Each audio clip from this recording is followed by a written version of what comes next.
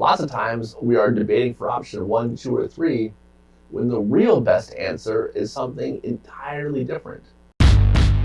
There's no way I'm going to be insulted when I call my video channel Crippled CEO. Under the particular style of fluorescent lights that you only get in a governmental conference room, seated around a long rectangle, they were debating, arguing, really.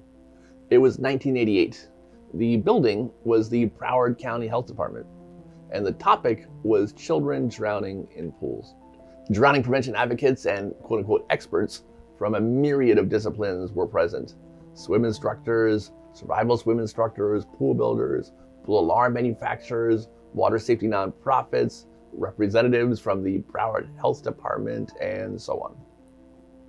Also present was the owner of a tiny, brand new company called Lifesaver Pool Fence. He was my dad, Robert Lupton. They were arguing over which method should be the one everyone agreed was the best way to prevent drownings. Which one should be promoted and rallied behind? The pool builder said that parent supervision was the answer. People just needed to watch their kids.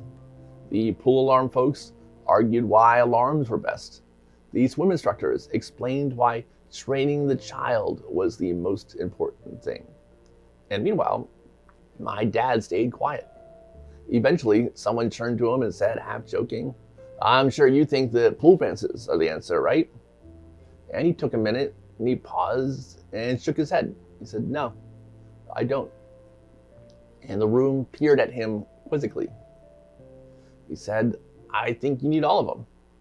I think the safest thing is for people to install multiple layers of protection." And just like that, the concept of layers of protection for pool safety, the foundation for all modern pool safety strategies, was born. The idea of multiple layers of protection is today taught and advocated by every drowning prevention expert and every water safety organization. A year later, he would write a book on childproofing the home, and the idea of using layers of protection to make the pool safer was put in writing for the very first time. And while that is a very cool fact, this is not the point of this video. My dad proposed this idea because he really did think it was the best solution. And he really did care deeply about water safety. But he was also a businessman, and this new concept had another benefit as well. As soon as everyone agreed, all of the people sitting at that table stopped being competitors and suddenly became allies. The cause of drowning prevention was now stronger because everybody could now work together. By taking a step back, getting above the debate, and reframing the perspective, he found a creative win-win for everyone. And the only thing that changed was the way everyone in the room approached the problem.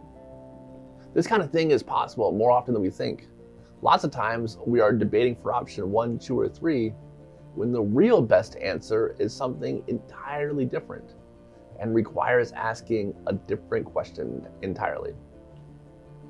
And you will know when you find it, because these kinds of ideas, the ones that reshape the problem and solve it beautifully, seem obvious once presented.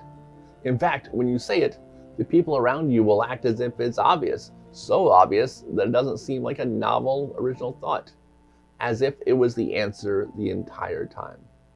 That's how you know you've got it. You know who didn't want any layers of protection with me last night? Your mom. And quite frankly, it's concerning. You might want to talk to her about that. That's not safe. Also, she subscribes to my channel and likes all my videos, and I think you should too. Thank you so much for watching, and you will see me on the next video.